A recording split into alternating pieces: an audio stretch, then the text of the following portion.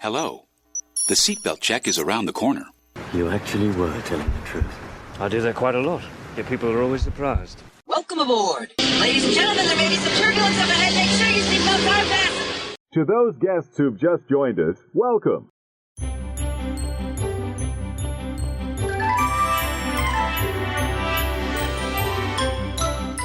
Hey guys, welcome back to Escape to the Magic podcast. We are your hosts. My name is Ryan. And I am Dak. And on this week's show, we are defining, or may I say, we are asking the question, what type of Disney park fan are you? It's a great question. So I sat around and looked at different park goers, right? When you go to the Disney parks, you're going to run into all different types of people and groups, and so I started putting pen to paper, and I thought, man, what kind of Disney park fan am I? So I started putting together this list. I ran it by you. We thought it was a fun idea. So that's a good place to start. Like, we are not trying to make fun of any group. Yes, we are. Just be honest. We're poking fun at ourselves. It's just interesting when you go to the park to see some of the different consistent, what's the word we decided we're going to use? Idiosyncrasies that different people bring as groups, generally across the board. We've gone to parks, the Disney parks, a lot over the past 5 to 10 years. And 10 years, yeah. 10 years. It seems to be that these are some consistent groups. We're not going to get them all. There's too many. Yeah. But we're going to try and hit the top 8 or 9, 10. And it's quite possible that, I know this will apply to us, but it's going to be possible that you will fall into multiple categories here. Oh yeah, there's some crossover. So that's a good point too. Thanks for bringing that up. There's definitely crossover of who you are and which group you fall into. Maybe you're a little bit of this, but you're 80% more of that. And so and there's subgroups, right? Like within the group, there's also these types of people that bring this other, characteristic or idiosyncrasy or whatever word you want to use there. This is where we're missing one of our co-hosts, Randy, because he has a plethora of vocabulary. A plethora? And so we miss him on these episodes where we need to sound like we're intelligent, but we use big words to hide that we're not intelligent. Anyways, let's get into the show. It's almost like Dak's about to give a lecture at a university. Yeah. Talking about groups and subgroups and... Yeah, okay. For sure. Let's get into the type of people that we are.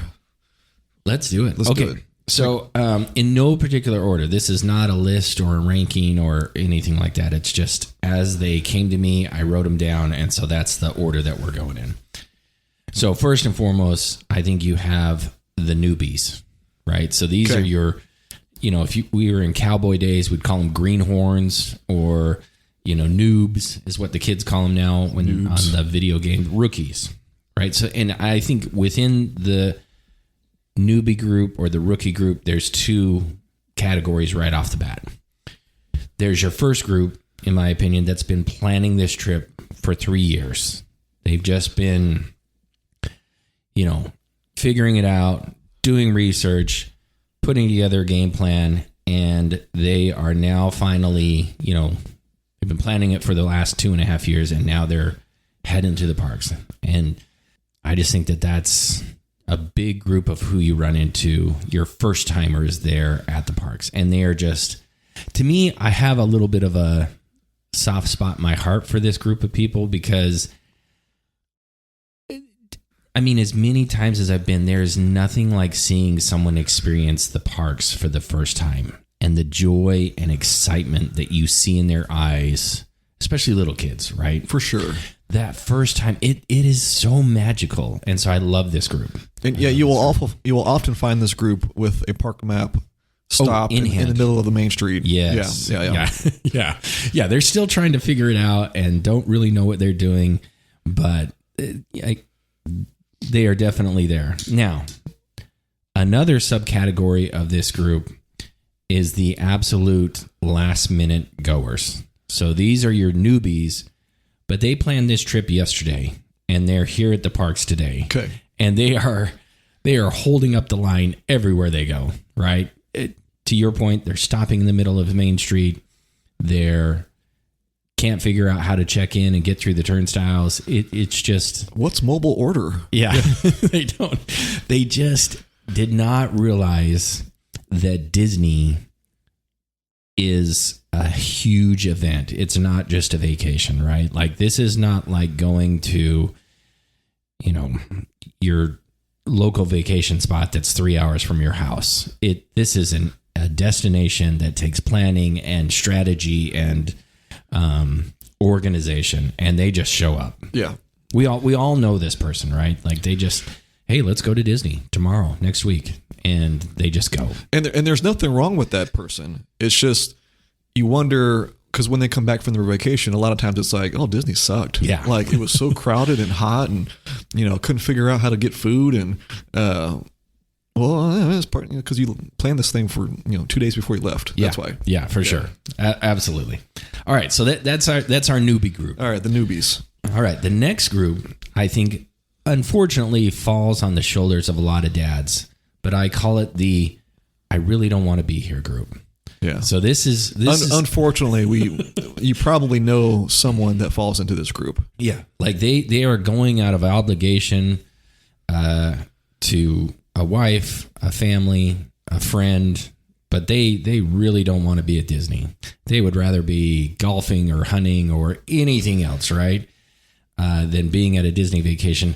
Sometimes you'll see these guys, again, I'm classifying this as primarily the dad group, right? They want to exert their masculinity and their gruffness, and they want to, wear the shirt that says, broke or whatever. Like they are clearly defining in every body language, facial expression that they can that I just don't want to be here. And they can't seem to get over the hump of like just letting it go and enjoying themselves.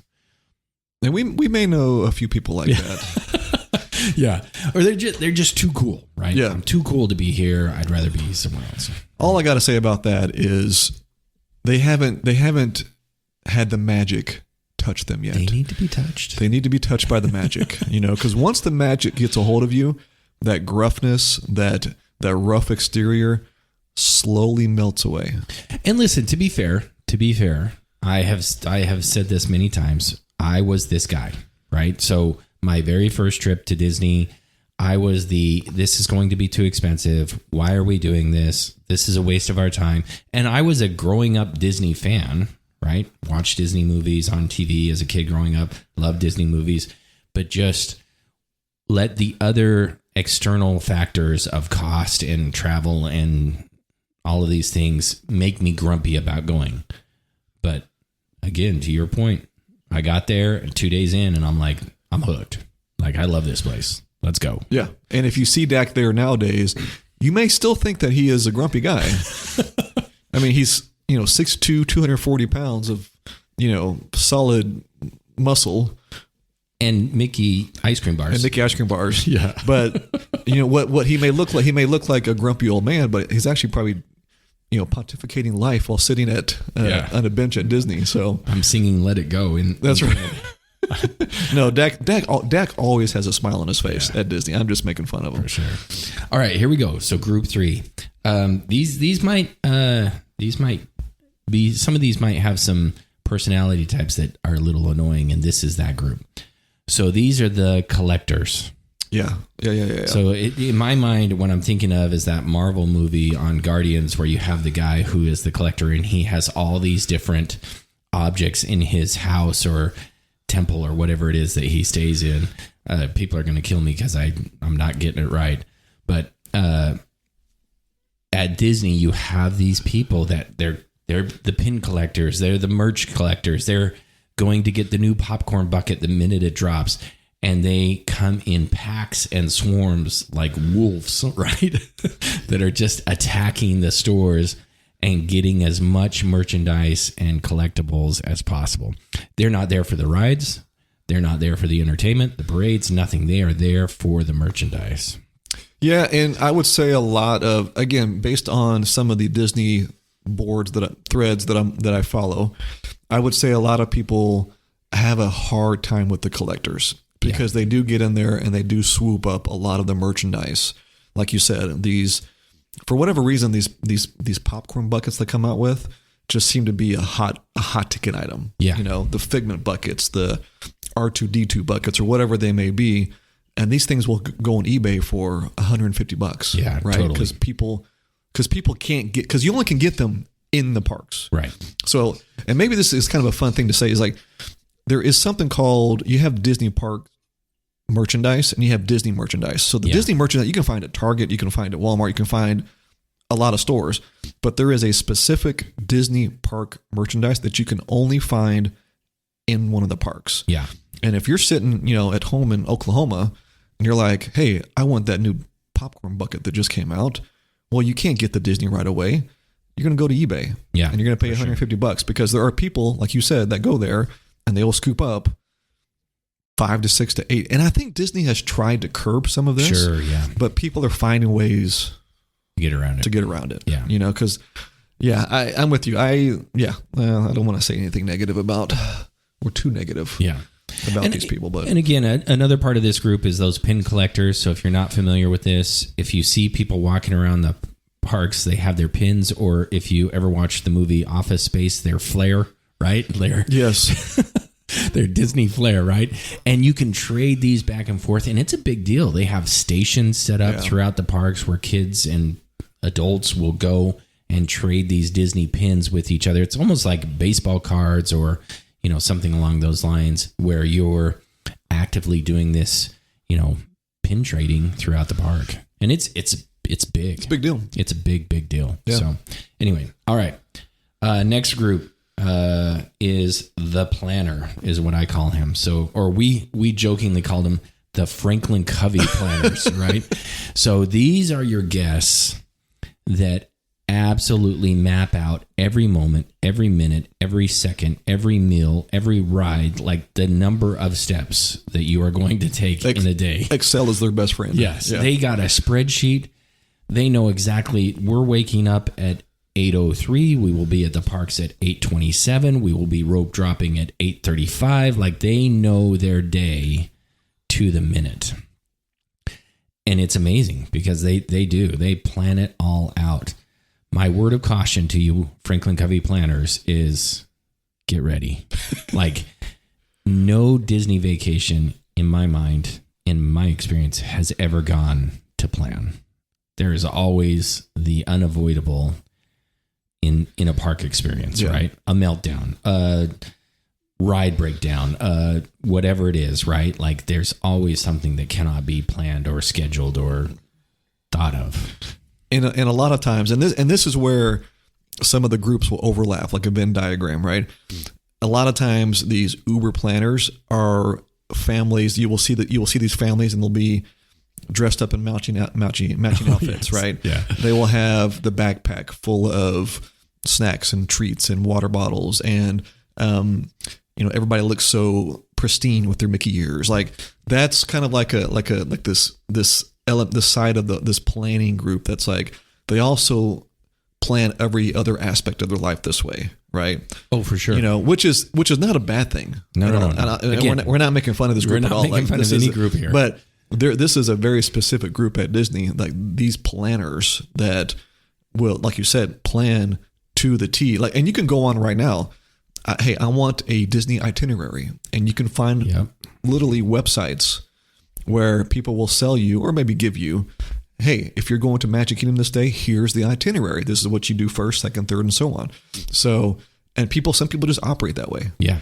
I do not. Yeah, I do not either. But I mean, here's the funny thing about it is, again, no one group has something about them that is not beneficial, right? Correct. You have to plan to go to 100%. Disney. Yeah. Like, we talked about the newbie that just showed up 2 days ago.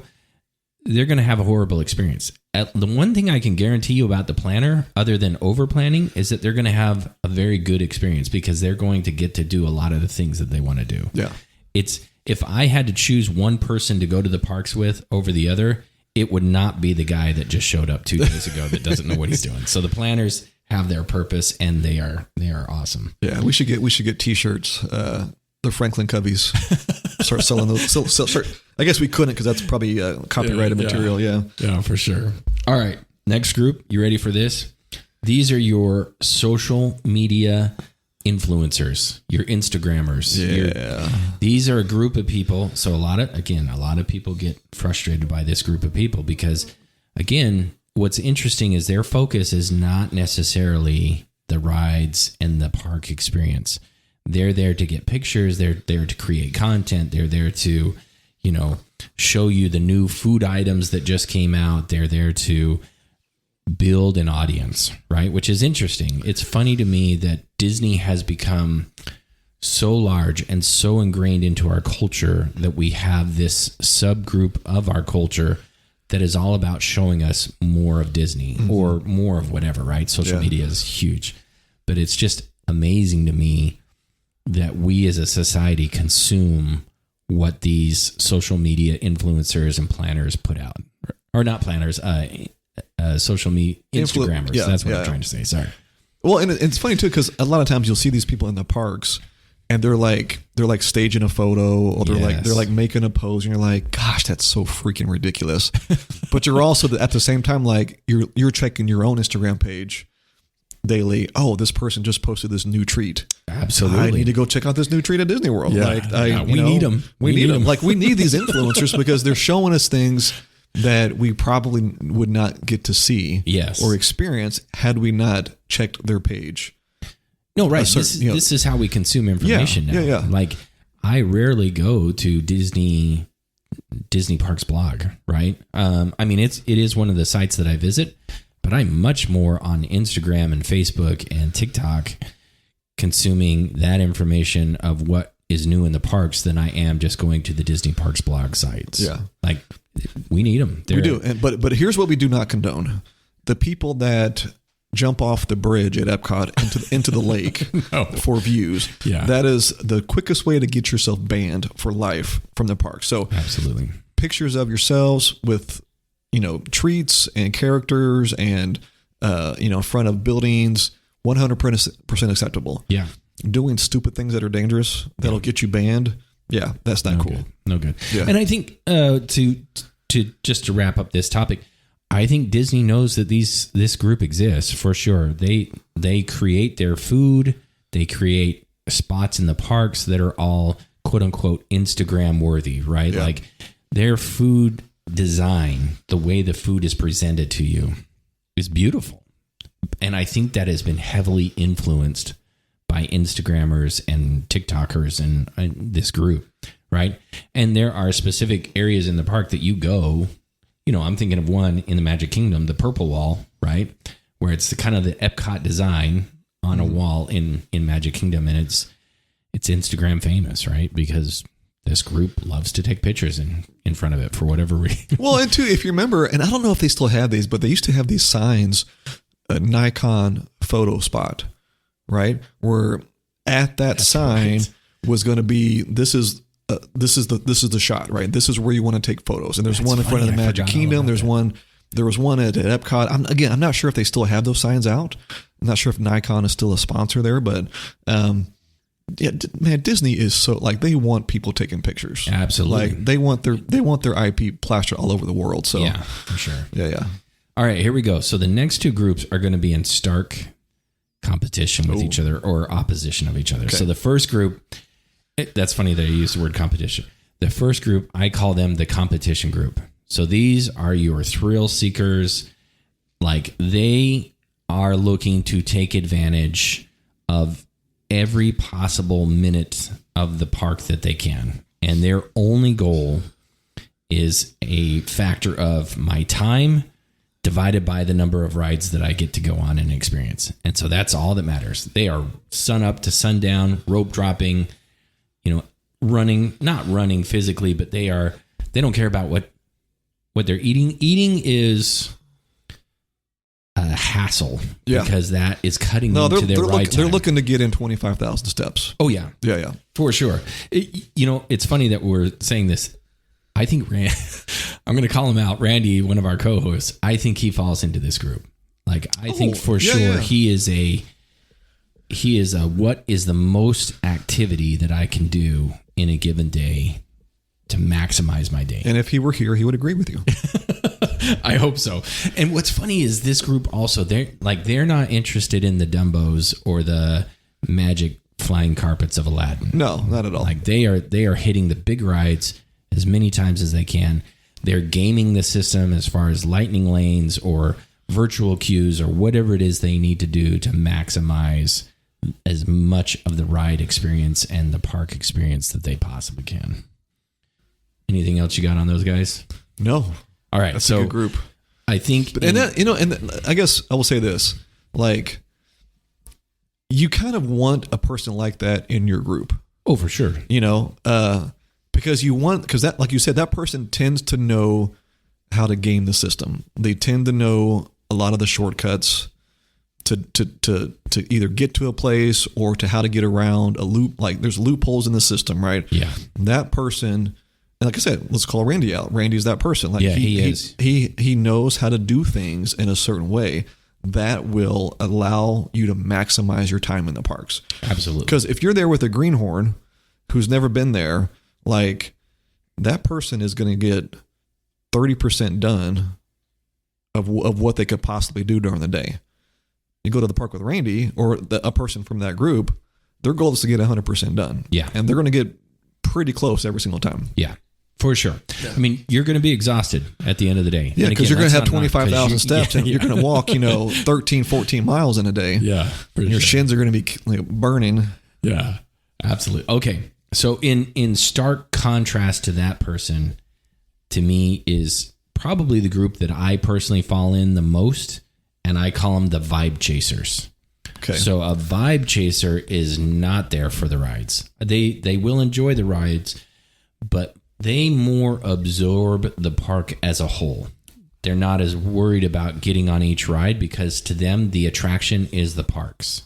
And what I mean by that is they are fine with being very casual. They probably stroll down Main Street, maybe sit down and take a break. Even though they started their day 30 minutes ago, they'll sit on a park bench. They'll take in the different details of the park, the plant life, the experience, the history, the overall experience is what they're looking for.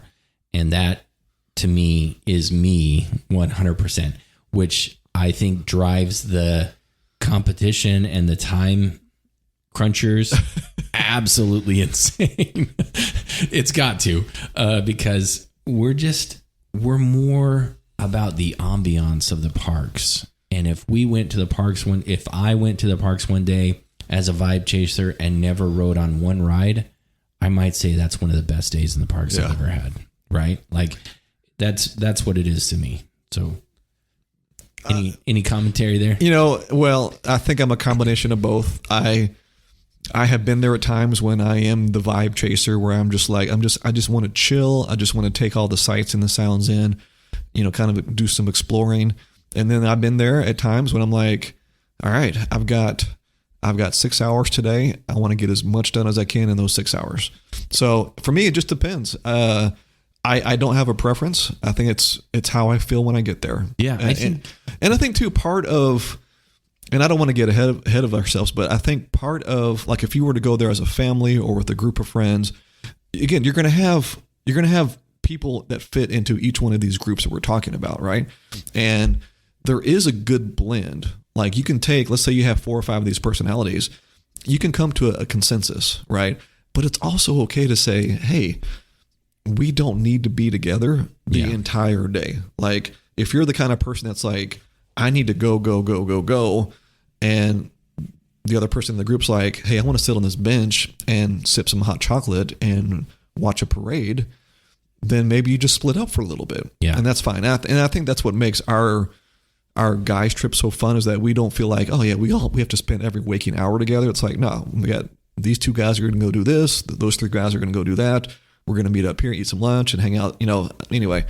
So yeah.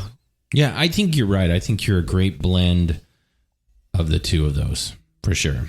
When it comes to your personality and how you Disney. I like to think I was more of a vibe chaser, but I can also see myself when I get there, like, all right, I gotta get. I want to get over to Tron before, because I'm excited to get him. Because again, going here in spring break, my wife and my kids have never done Tron, and I'm like, well, now that Tron is standby, I don't feel the need to pay $100 for it to pay for the lightning lane. Yeah. So let's rope drop and let's get there. Yeah. Or let's last ride of the night. Let's go wait in line for it. Anyway. So No, I'm with you. yeah. All right. 2 more groups, and then we'll maybe talk about some subgroups that kind of fall into that spread out over all of these groups. The last 2 groups I have, in no particular order, I think is your super fan. So again, I think I touch this group as well. I think anytime you're going to the parks multiple times a year, you are a Disney parks super fan. And I think too, if you have a podcast, you probably consider yourself to be a super fan. Yes. Yeah. That definitely falls in that classification. Yeah. So these are this is us, right? Like you're wearing Disney gear all the time, not just in the parks. You're wearing it to the grocery store on a Tuesday afternoon, right? Like you're proudly sporting your Disney gear. You could be blindfolded and probably walk through the parks and give someone better directions that is, not blindfolded. You could walk them through the parks, right? Super fans. There's even like Disney bounding. You're familiar with this, right? With Disney bounding, yeah. Disney bounding, for those of you who don't know, is where you dress up as a character, but not in character, right? So you're wearing colors and schemes and outfits that kind of hint to the idea that you are dressed up today as Winnie the Pooh. Well, and I think too, to maybe further explain this, is that Disney actually has a very specific policy. Like if you were younger than 14, or 12 or 14, it's fine that you dress up like a princess. If you were older than that, you cannot be you cannot dress like a character. That's forbidden. Yeah, totally against the rules. You will get kicked out, or you'll be forced to change your clothing if you're a 35-year-old woman, you come dressed like Belle, they're going to ask you to change, or they're going to ask you to leave. Yeah, because they don't want the kids confused with who the actual princess is. Right, for sure. Yeah, they want to protect that IP. But as a countermeasure to that, right, that person that's wants to dress up as a character but can't dress up as the character, she'll put on a yellow dress. It might be accented in blue, or she'll wear that kind of that baby Carolina blue outfit of her. And so it's just one of these things that people do. It's fun. I mean, they've designated a day for this. Again, Disney feeds into this, right? Like they're okay with it as long as you play within their rules. Yeah. But you have your Dapper Dan's Day, or Dapper Days. They don't call it Dapper Dan's, but Dapper Days, where you dress up in these outfits and wear them to the parks. And people do a great job with it. Oh, 100%. 100% they do a great job with it. Yeah, for sure. The other thing I'd say about your super fan is like they are inserting themselves into any Disney conversation that exists anywhere, right? So two strangers are talking on a park bench. I may do this from time to time. And all of a sudden they bring up, hey, we're thinking about going to Disney, and all of a sudden the ears perk up. Right, you're like a dog that's just heard treat, right? And so you start to insert yourself. You're giving directions to people in the parks, right? Like you're an unofficial cast member that's helping people out. So, anyways, that's the Disney superfan, which again, firmly place myself in that category from time to time. Yeah, you've considered getting business cards for real yourself. Estate. Like, you've considered real estate in Florida or California to be closer to the parks. Right? My name is Ryan. Here's my business card. Yeah, I'm a super fan. Let me talk to you about Disney. For sure. And then our last official group, I think, is your locals. So these, for a lot of people, this might be, for the super fan, this is the dream category that you want to graduate to. So a local is just that, right? You live in the area, you're going to the parks. The beautiful thing about it is you may pop in on a Wednesday afternoon at 4 to grab some dinner, ride a couple of rides. You are just casually going in and out of the parks. You're not worried about getting there at a certain time. You're not worried about leaving at a certain time, because you'll probably be back there in 2 or 3 days. And the locals, I think there's a little bit of a, I don't know what I want to call it, like a status of like, hey, I'm a local. I own the park is mine. There's a little bit of ownership that they take over the parks. Yeah, 100%. Yeah, for sure. And there used to be, they don't have this anymore, but there used to be an Epcot After 4 annual pass just for locals. Yeah. It'd get you into Epcot after 4 o'clock any day you wanted to go. for that reason. People would just want to go eat dinner, walk around the World Showcase. It just would be Epcot after 4 o'clock. That was a cool annual pass. Yeah, So for sure. All right. And then we'll just do a couple of little subgroups. So within, smattered within, if that's a word, smeared in with each of these groups, I think you have 2 other subgroups. You have the penny pinchers, right? These are the people that are just, again, you want this person in your group to a certain extent, but this is the person who's looking for every deal, bringing food into the parks, Yep. Packing a lunch, looking for any way they can possibly save money to go to the parks. I just think that person, There's probably a little bit of that person in everybody. I think so. Yeah. No one wants to just frivolously spend money, right? Or waste money. But I think that there can be an extreme side of the penny pincher as well, where you're always looking for such a great deal, which is really hard to do with Disney nowadays, right? Yeah, you're probably not getting dining reservations. You're probably no not you're not doing the lightning lane or the park hopper. You're keeping this trip. We're buying tickets, and that's it. Yeah, staying off site. We're going to bring our food in. And to be honest, we've done that before. Oh yeah, it's not a bad way to Disney. If you're trying to make this affordable and economic. I mean, get you some sub sandwiches in the morning and throw them in a backpack. Back when we did this more back when we had small kids with a stroller. Sure. Because it was easy to we're going to put a case of water in the bottom of the stroller with a bunch of sandwiches and snacks and chips and fruit snacks. And it was actually kind of fun. Yeah, no. To do it that way. Again, this is not to knock on any particular group. I think, again, it's nice to know one of these people, right? Because Disney can get out of hand real fast when it comes to finances. And it's usually those people that know about how to do this, because a lot of people don't know that you can bring your own food in. Yeah, for sure. Yeah, for sure. And so I think, again, knowing a planner, knowing a penny pincher, knowing the thrill seeker, these are good things, right? Yeah. I think our last group, I don't know if this guy is as good for the overall group experience, but it's the foodie, right?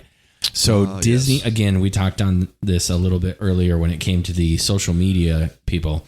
The social media people are there to take the picture of the food. The foodies are there to consume it, right? That is their sole purpose, is they just love Disney food. Listen, I'm in this group. I think you're describing us right now. But this is the person, they have to try the new thing. They have to experience all the food. And again, their goal is not to get on as many rides as they can. Their goal is to go from one snack to the next, to the advanced dining reservation, to the quick service, to the snack. They want to experience all the goodies and food that can come with Disney. Yeah. So here's kind of a mini magical scenario. So I would ask you this, and I'm going to ask you to answer for Randy, who's not here. If I were to give you, I'm going to give you 3 lightning lanes to any ride of your choice. Guardians, Tron, Tower of Terror. No waiting in line. I'm going to give you 3 of those for the day. Or I'm going to give you a buffet of your choice and a quick service of your choice. Which one would you choose?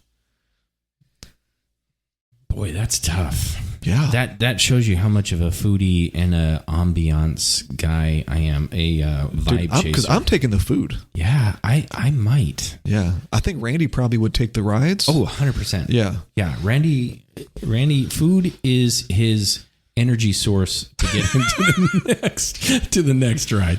I think he loves food. He enjoys food. But I think when he's at the parks, again, his goal is to accomplish the rides, right?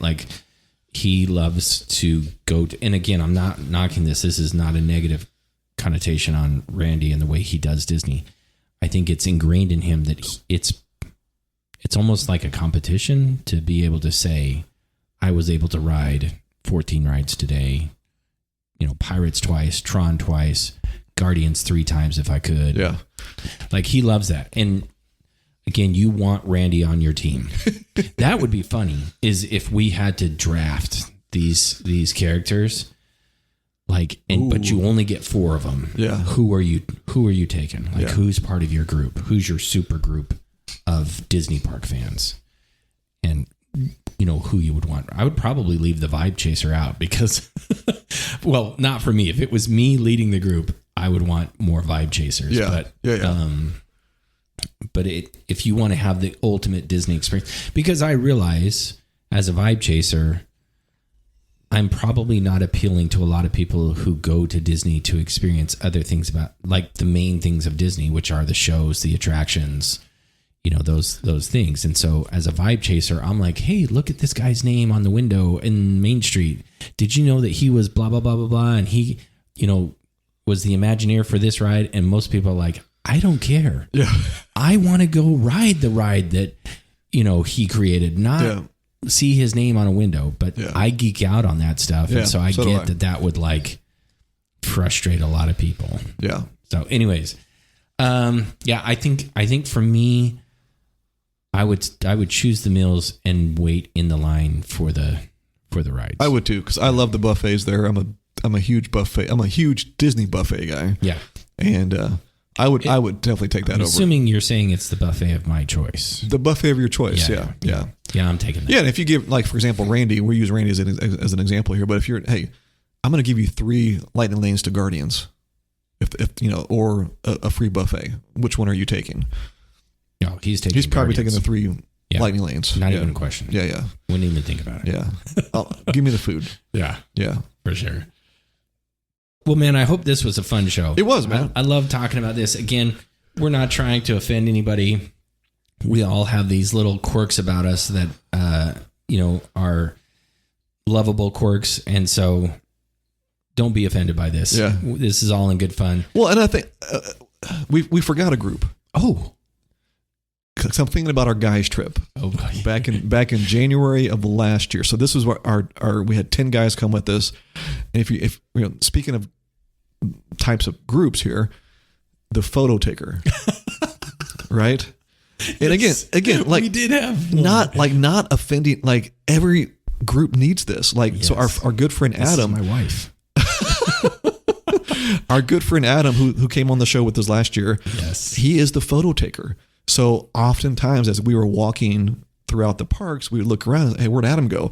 Well, he was 3 attractions ago taking photos. And you're like, well, absolutely. we just got to keep moving. But then when the trip was done, when the trip was over, we're like, hey, Adam, can you send us some pictures? Yeah, and they were awesome. And they were. Well, he's like a semi-professional photographer, so it's like we need Adam. Because he was taking, he was fun to hang out with, but no, for sure. But because he was taking all those pictures, he would, at often have to catch up with us. Yeah. Right. For sure. But again, like you said, the pictures that he took were fantastic. Yeah. And I still have most of them on my phone. I pull them up all the time. I'm like, this was great. Like you need a photo taker. Yeah. On your trip. No, for sure. Yeah. For sure. Well, listen, tell us, what group or even subgroup do you fall in? What kind of Disney fan are you? So answer the question for us. Give us a like and a follow on Instagram, TikTok. We talked about social media influencers. So we have these sites, obviously. We'd love to hear from you on them. We're not influencers. We're not influencers. No, we're barely... I shouldn't say that. Yeah. we post maybe once a week? Yeah. Maybe. But we'd love to hear from you. So give us a like and a follow. Give us a review on the show. We'd love to hear your comments. And thanks for listening. Share it with your family and friends. Absolutely. Till next time.